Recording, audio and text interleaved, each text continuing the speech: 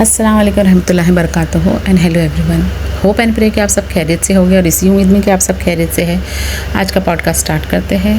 आज का पॉडकास्ट का टॉपिक है cheating partners. Yes, partners, whether it is male और फीमेल, कोई भी हो सकता है। तो चीटिंग पार्टनर्स में भी मैं आज उस टॉपिक पर लूँगी बात। उसमें भी बहुत सारे वेरिएशन होते हैं, उस पर बताऊँगी जिस पे आप पनिश करते हो। एक पार्टनर जब पता लगा देता है या उसे पता चलता है कि उसका स्पाउस या पार्टनर उसे चीट कर रहा है, तो उसका रिएक्शन कहाँ, किधर और किस पर होता है। फॉर एग्ज़ाम्पल, अगर एक मेल पार्टनर, एक आदमी अगर फाइंड आउट करता है कि उसकी फ़ीमेल पार्टनर उसे चीट कर रही है, तब वो उसे कन्फ्रंट करता है और उसी को ही दोष देता है, उसी से ही झगड़ा करता है।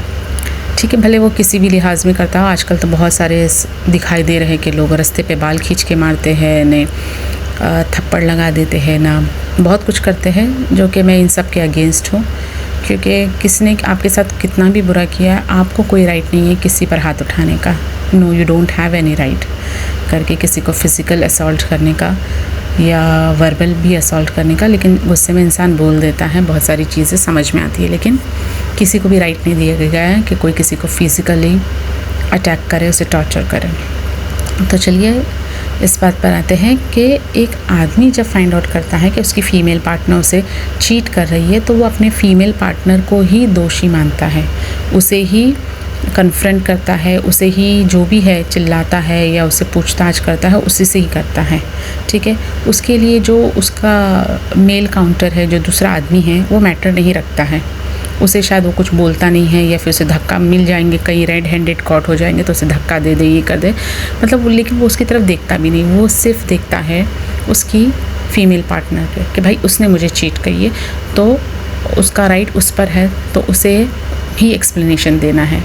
वेरेस अगर यही चीज़ ज़रा सी उल्टी हो जाए, अगर एक फ़ीमेल पार्टनर ने अगर अपने मेल पार्टनर को पकड़ दी है चीट करते हुए, भले वो वाइफ़ ने अपने हस्बैंड को पकड़ी हो या गर्लफ्रेंड ने अपने बॉयफ्रेंड को पकड़ा हो, तो अमूमन औरतों के मामले में ये देखा गया है कि वो अपने हस्बैंड से या अपने बॉयफ्रेंड से कन्फ्रंट नहीं करके दूसरी औरत से कन्फ्रंट करते हैं।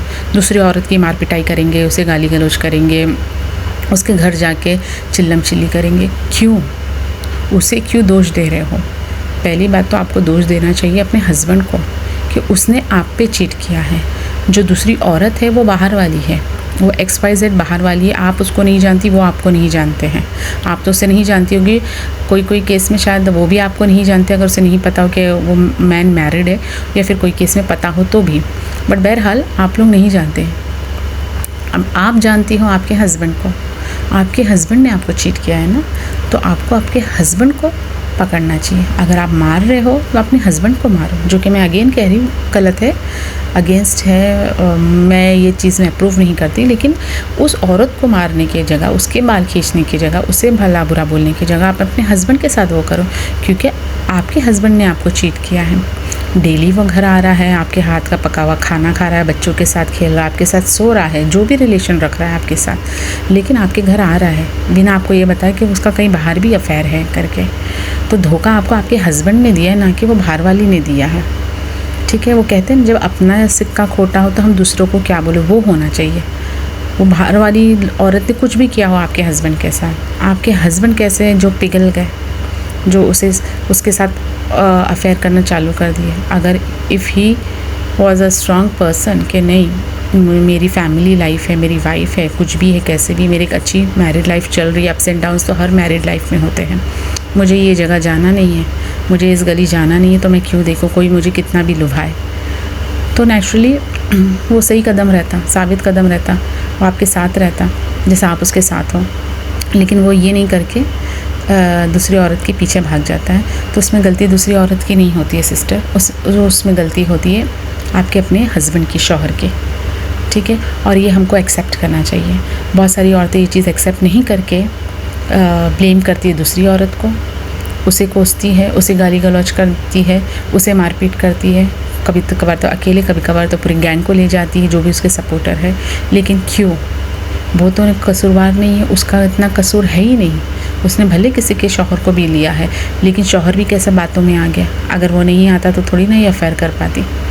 तो अपने सिक्के को देखिए, अगर आपका सिक्का सही नहीं है तो वो कहीं नहीं चलेगा, ठीक है। आप कितना भी दूसरी औरत को मार पीट लो और आपके हस्बैंड को भी थोड़ी दिन के लिए कन्विंस हो जाए, लेकिन जिसने एक बार चीट किया वो हमेशा और बार बार करेगा, ठीक है। और क्या गारंटी है आगे भी। और आप कांस्टेंट पेन में रहोगे, कॉन्स्टेंटली सोचते रहोगे, अरे कहीं फ़ोन में देख रहे हैं, कहीं देख रहा है, कहीं जा रहा है, ये लेट आ गया।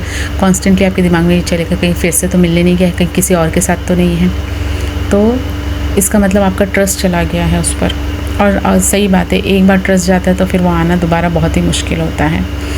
लेकिन अगर आपको किसी को ब्लेम करना है इन सारी चीज़ों में तो वो खुद के आपके शौहर है। तो बस मुझे इसमें यही डिफरेंस बताना है कि जब एक आदमी पकड़ता है अपनी पार्टनर को तो वो अपने पार्टनर को ही बुरा भला बोलता है, उससे ही सवाल जवाब करता है, ना कि दूसरे आदमी से।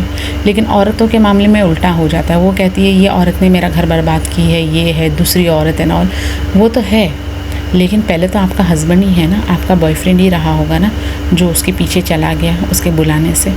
तो गलती तो पहले आपकी सिक्के में है, आपका ही सिक्का खोटा है। तो पहले आपको उसे कन्फ्रंट करना चाहिए। किसी और को, गैर औरत को, जिसको लड़की को जिसको आप जानते हो अगर नहीं, उसको आप सड़क पे ले जाके मार रहे हो 4 लोगों के बीच में और गाली गलौज कर रहे हो, और आपके हस्बैंड वहाँ वो भी रेड हैंडेड कॉट हो गए, लेकिन वो चुपचाप खड़ा है, वो आदमी कुछ नहीं कर रहा है, बोल रहा है, और आप उसे कुछ बोल भी नहीं रहे। क्यों? जस्ट बिकॉज वो आपके हस्बैंड है, या जस्ट बिकॉज आपकी ताकत उस पर नहीं चल सकती? आपकी ताकत सिर्फ उस औरत पे ही चल सकती है, ठीक है, क्योंकि वो वीक हो गई है। दूसरी औरत वीक हो जाती है लोगों में, सोसाइटी के, अरे इसने फांसी इसके हस्बैंड को। हस्बैंड कैसा जो फंस गया उसके चक्कर में आ गया। तो यही, अगर आप में इतनी ताकत है, इतना कुछ है, तो आप उस औरत की जगह अपने आदमी को है ना मारा पीटी करो, उसे गाली गलौज करो, उसे दुनिया के सामने लाओ कि इसने मुझे चीट किया करके, मैं इसका घर संभालती रही और ये बाहर कहीं और जाके ये करा। तो पहले अपने घर में अपने सिक्के को देखिए कि वो कितना है, उसमें कितनी ताकत है, फिर किसी और को ब्लेम करो। कभी भी किसी बाहर वाले में ताकत नहीं होती हमारा घर तोड़ने के लिए। पहले हमारे घर की नींव देखिए कि वो मज़बूत है कि नहीं है, और अगर नहीं है तो उसे मज़बूत करिए, बजाय इसके कि किसी और को ब्लेम करने के।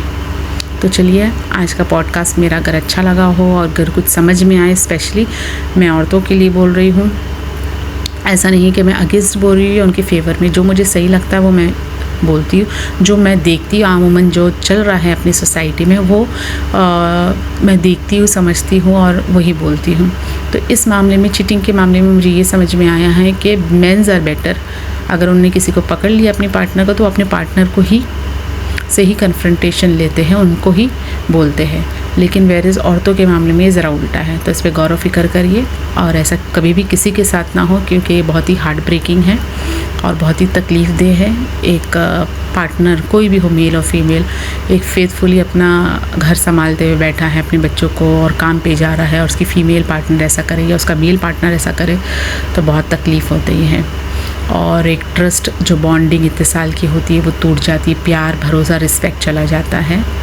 तो जिससे कन्फ्रंटेशन लेना चाहिए उससे ही करिए, जिसको बोलना चाहिए उससे ही बोलिए करके। दूसरे को बोल के कोई मतलब नहीं है, क्योंकि वो हमारा है ही नहीं, वो गैर है। तो गैरों से क्या बोले? अपना तो आपका खुद का अपना शौहर या वाइफ होगी, उससे आप कन्फ्रंटेशन लेइए, ठीक है। तो होप्स सो कि आपको मेरा ये पॉडकास्ट अच्छा लगा होगा, कुछ समझ में आया होगा, और आया है तो लाइक, शेयर, सब्सक्राइब ज़रूर करिएगा मेरे चैनल को, और अपना बहुत सारे रखिएगा ख्याल। Take care, bye.